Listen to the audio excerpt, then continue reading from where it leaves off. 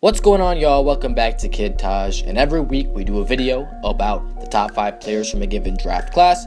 I've done 2013 all the way back to 2006. I did 2003 last week.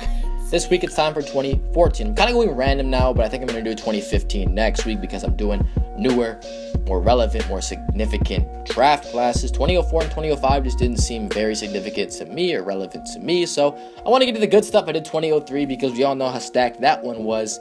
And 2014 is today. If you enjoyed this video, please leave a like, comment what draft class you want to see next or what type of video you want to see next. Please, it's very appreciated. Subscribe if you're new, and let's get into it. So, 2014 NBA draft consisted of a lot of players that are very young, guys that went one and done, went to college for 1 year, 2 years, and left. We had a lot of freshmen and sophomore in this draft because it's becoming a bigger trend that players are skipping out on college, the NCAA, and just going straight to the NBA to get that money, to get that cash. So, we had a bunch of players, young players, that were really relying on potential to get them good that didn't always pan out. But for the most part, this draft was drafted fairly well. The top 3 players are probably, and you'll find out if they are, but likely the top 3 players, in the draft were picked 1, 2, and 3. Not in order, but, they were picked very well. Also, there were some injuries that set back some players like Dante Exum and Julius Randle, Marcus Smart, other players including Yusuf Nurkic. There's a lot of guys in this draft that could have been great, and maybe their greatness is postponed but can still be great, but had big injuries that maybe they're not so significant. Now, this list is based off who's better now, who I would draft. If I was going to redraft this draft and I had a team to start, who would I pick in a list from 1 to 5? Let's start with number 5, as we always do. But before we do, I just want to say some honorable mentions. Yes, it includes Julius Randle, Aaron Gordon, Dante Exum. No, not Dante Exum. What am I talking about? Just Julius Randle, Aaron Gordon, TJ Warren, who's playing great this year, Clint Capella, who's extremely underrated and might have even made this list. I almost put him in, but I had to make some sacrifices. It was hard to make the 5th spot. I already knew who was going to be top 4, but the 5th spot was very hard. So let's get on to the 5th spot. I'm telling you who it is. You guys might think it's controversial. You might not. If you really understand how important some players are to the league, you might understand why Utah shooting guard Rodney Hood, picked 23rd Utah, sophomore, out of Duke University, is the 5th guy on this list. Yes, Rodney Hood coming into the league was picked 23rd, which is not very high. It's lower than a lot of guys in this list who weren't as good as Rodney Hood, and he came in, and he was just great to start off. In 50 games he played, 21 he started for the Jazz in his rookie year. He averaged 9 points per game as a scorer. That's fantastic for a rookie picked 23rd overall, and then in his next year, second year, he played another very good season, averaging almost 15 points, 3 assists, 3 rebounds. Again, for a young player picked 23rd, he's making a lot of progress. He's really surprising some people, and this year he's having his best season of his career so far, with career highs in points, rebounds, field goal percentage, 3-point percentage, and he's just been really good. About 16 points, 4 rebounds, 2 assists, shooting 43% from the field and 37% from 3. Rodney Hood is a great player in that Utah Jazz lineup. He's not really the star guy. He's not the main guy, but he's a go-to scorer, a guy that can get you a bucket from anywhere on the court. He's extremely quick for a 6'8" guy. He's got good dribble moves, really good mid-range game. He's extremely smooth, and he's super long, so he can guard players from different positions. Not saying that he's an elite defensive player, just saying that he's got great defensive potential, athleticism, and he can help a team a lot. And the Utah Jazz are a great defensive team, and they need his services, and he's been great on that team, and I think that he's going to be their starting shooting guard for a very long time. On to number 4, Timberwolves shooting guard Zach LaVine, picked 13th overall to the Timberwolves, freshman out of UCLA. Zach LaVine coming into this league as a guy that everybody thought was a dunker. Everyone thought that he was just going to go out and be that guy that can dunk. No one knew that he could shoot like he can, and he's proved that he can really knock down the outside shot. Last season, 39% from 3.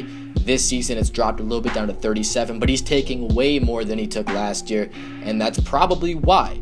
He's become a guy that makes 2.5 3-pointers per game. That's absolutely fantastic. And averaging over 20 points per game 3 seasons into the NBA. That's very great. Yes, he's playing 37 minutes per game. Tom Thibodeau, if he's the coach and you're a good player, you're going to get a hell of a lot of minutes, and Zach LaVine has done that. But he's been extremely efficient. 47% from the field and 37% from three is absolutely fantastic for a young player trying to find his spot in the NBA, and I think this guy's a future star for sure. 20 points, 3 rebounds, 3 assists. Yes, those numbers could increase, and it would help him a little bit. But he's really becoming a shooting guard. He came in, there were questions if he would be a point guard or a shooting guard. I think we know by now that he's a shooting guard, and he has played that position beautifully to start this season. They're still trying to find out how to win in Minnesota. They're trying to put the pieces together, but I think they'll figure it out. I think that he's going to be a key component in a very good Minnesota team for a long time. Now, third on this list is Bucks small power forward, not small forward. He came to the league as a small forward, but he was picked second overall to Milwaukee. The freshman out of Duke, Jabari Parker from Simeon, right by where I am. I'm in the Chicagoland area. I'm very familiar with Jabari Parker. I knew about him before he was in college, and I knew that he was going to be an NBA stud, and that's exactly what he's been. 19 points per game, 6 rebounds. He's shooting 46% from the field and 34% from three.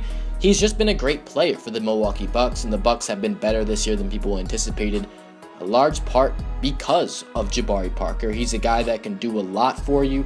The Bucks had a lot of question marks in terms of who was going to score alongside Giannis, who was going to play alongside him and help that team win games. Because of Chris Middleton's injury, a lot of people thought this team would have absolutely no shooting, but Jabari Parker's really stepped up as a shooter, coming off a 26% three-point percentage last year where he only attempted 0.5 threes per game. He's attempting 3 per game, and up to 34% from three is absolutely fantastic for a guy that was known as a non-3-point shooter coming into the league. Down to the power forward spot, the transition hasn't been too bad for him. I mean, I think that he's playing really well there. Points are looking great. Something I like to look to him for him to improve is his defensive ability. But right now, he's benefiting Giannis as a great second guy, and I think that that is going unnoticed, and he's been great this season so far. Now, let's get on to number 2. This might seem a little bit controversial, but I'll explain exactly why I made the decision about number 1 and number 2. Number 2 is Andrew Wiggins, Minnesota Timberwolves small forward, picked first overall to Minnesota, freshman out of Kansas. Andrew Wiggins is averaging 22 points, 4 rebounds, 2 assists, 43% from the field, and 38% from three. Now, I think Andrew Wiggins is just a little bit overrated. I think people view him as a star already, and I just don't think this guy's a star yet. He's looking to me like a guy that is taking a lot of shots. He's getting a lot of points. But his defense has just not been anywhere near what it was in college. I mean, this guy came out of college as a guy that we didn't even know if he could shoot the ball. But we knew that he was a great defensive player, and we were pretty sure that that's what he was going to do at a high level in the NBA. But so far, his defense just hasn't been there. He's just not been the same defensive player in any way as he was in college. Only 0.5 steals and 0.3 blocks, but that's not all of it. He's actually a minus defender, a net negative defensive player for most of his career. That's not like Andrew Wiggins, the Andrew Wiggins from Kansas, and it's kind of weird that it's like that, but I think it's because he's expending so much energy at the offensive end, getting those 22 points per game, that he's not exactly carrying the load he should be on the defensive end. Now, that all in mind, Andrew Wiggins is still a terrific player. 22 points, 4 rebounds, 2 assists on 38 from three is pretty phenomenal for a guy that's as young as Andrew is, and a guy that's been in the league, well, he's only in his 3rd season. He's still growing. That team's still learning how to win, as I said before. So obviously, a lot of it can be excused, but the defense is not something that can really be, because it's not something that we anticipated from Andrew Wiggins for his defense to be that way. Now, the field goal percentage, he's at a career low in field goal percentage. Andrew Wiggins is with 43% from the field. He started off extremely hot this season, but really cooled off, and he hasn't been that same guy for the last few weeks, and I'm wondering what's going on with him, but still up to 22 points. You can't ignore that. That's fantastic, and it puts him in the 2nd spot, but he's not as good as the number 1 guy, and it's the 3rd overall pick to Philly. Freshman from Kansas, Joel Embiid. Philly center, Joel Embiid, who has been an absolute monster so far this season. Embiid averaging 18 points, 8 rebounds, 2.5 blocks on 46% from the field and 44% from three. Okay. You might be thinking those stats aren't that impressive. Well, that's just silly of you, because he's only playing 23 minutes a game compared to Andrew's 36 minutes per game. Joel Embiid per 36 minutes is putting up 28 points, 12 rebounds, 4 blocks. That is just insane. That's better. That's like DeMarcus Cousins, except better on defense. But he's not playing 36 minutes. We can't exactly expect that that's what he would do in a 36-minute game, just because stamina and his usage rate would probably be lower because they go to him a lot when he's in the game. So I think that if he was playing around 36 minutes per night, he would average roughly 24, 25 points, 9, 10 rebounds, 3 blocks. Still, that's absolutely incredible numbers from a guy like Joel Embiid, a rookie technically, first season in the NBA, and he's not doing this in an inefficient manner. 46% from the field and 44% from 3. That's absolutely phenomenal. Not like he's not taking any, because he's making just as many as Andrew Wiggins is, and he's actually making 2 per 36 minutes, which is better than most players in the NBA, honestly. I mean, I think that Joel Embiid has emerged as a great three-point shooter. He's been great all around, and the only thing you could say about Joel Embiid is that his team isn't winning.